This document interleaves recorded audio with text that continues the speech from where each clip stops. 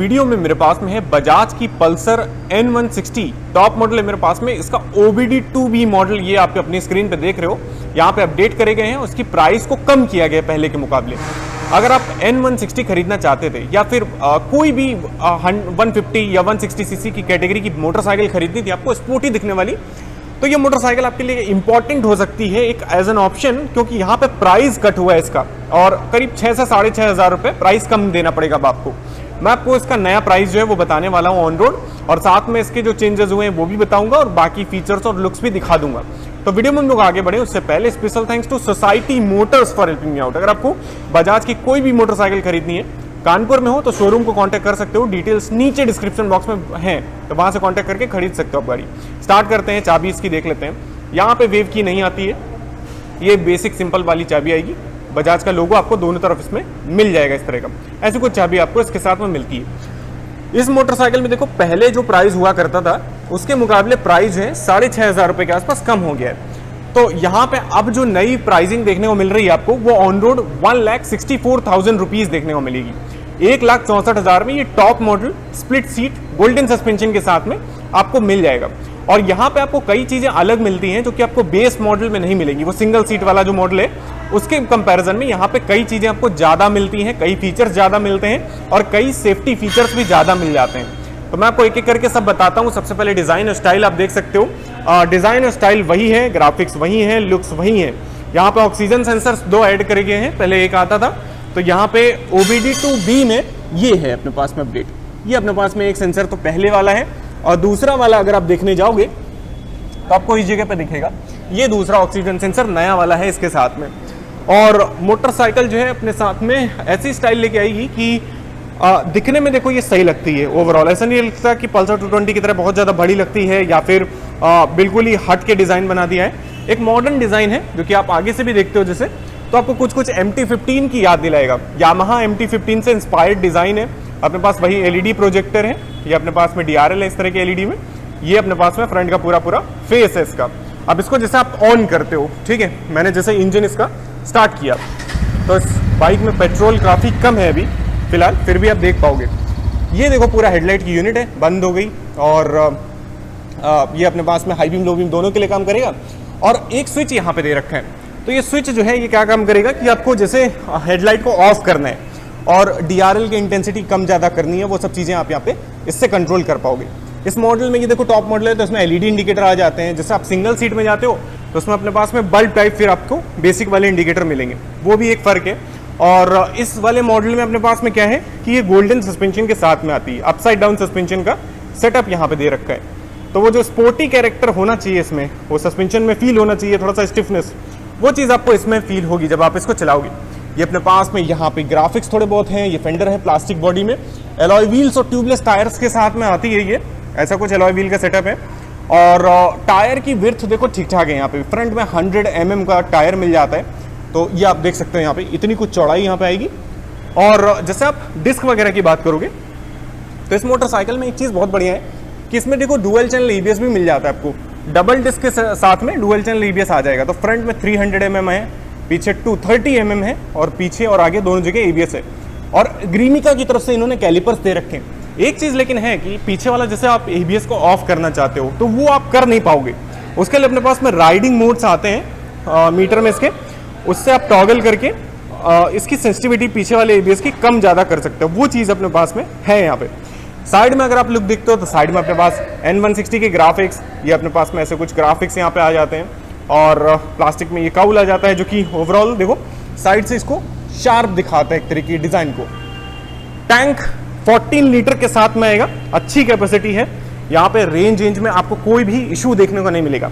ये देखो इस तरह की मोटरसाइकिल है जो कि आप शहर में चला सकते हो, डेली यूज में आराम से चलाओ, मजा आएगा आपको। ओवरटेक करोगे, स्पोर्टी तरीके से चलाओगे और थोड़ा बहुत हाईवे पे भी राइड कर सकते हो।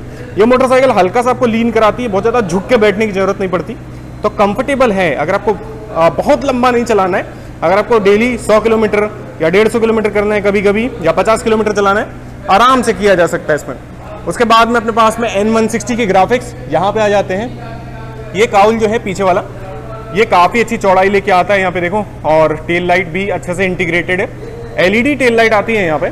और ये पूरा का पूरा मोटरसाइकिल का साइड का लुक है। उसके बाद में जिससे आप इसको ऑन करते हो यहाँ पे इंजन को, तो ये अपने पास में ऐसा कुछ एलईडी टेल लाइट का सेटअप है जो कि अच्छा लगता है क्रिस्टल इफेक्ट के साथ में। टेल सेक्शन देखो ऐसा कुछ ये यहाँ पे लुक है पूरा। और जैसे इंजन की बात करोगे तो इस मोटरसाइकिल में 165 सीसी का इंजन आता है। पहले इसमें ऑयल कूलिंग हुआ करती थी किसी टाइम पे, बट बजाज ने उसको हटा दिया है। एयर कूल्ड इंजन है, फ्यूल इंजेक्टेड। और जैसे पावर की बात करोगे तो 15.68 bhp का पावर है और 14.65 न्यूटन मीटर्स का टॉर्क है। तो इंजन के पावर में कोई फर्क नहीं पड़ा है, सिर्फ कुछ सेंसर्स डाले गए हैं और उसकी वजह से थोड़ा बहुत पॉल्यूशन कम हो जाएगा, बस ये फर्क है। प्राइस बढ़ जाती है मोटरसाइकिल की जनरली, बट यहाँ पे कम हो गई है, जो कि बहुत ही अच्छी चीज है कस्टमर्स के लिए।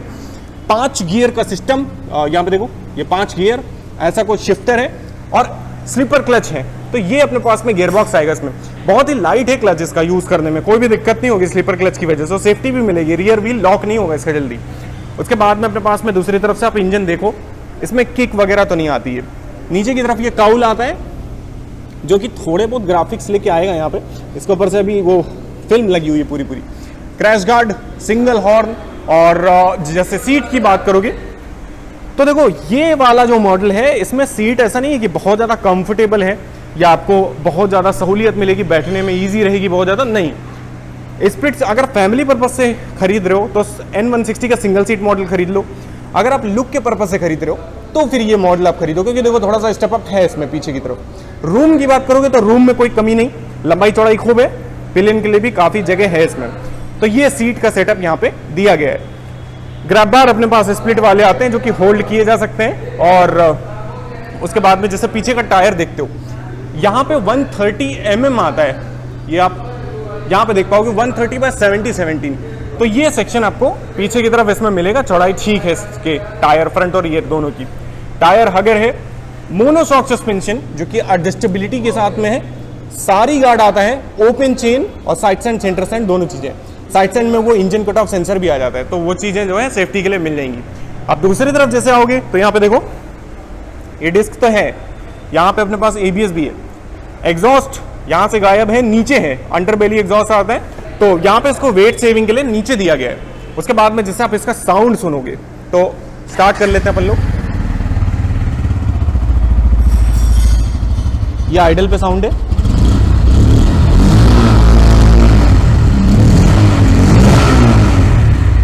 और ये रेस देने के बाद में साउंड है। तो ऐसा कुछ साउंड ये मोटरसाइकिल लेके आती है जो कि काफ़ी ठीक है। आपको बेस जो है वो इसमें ठीक ठाक मिलेगा देखने को।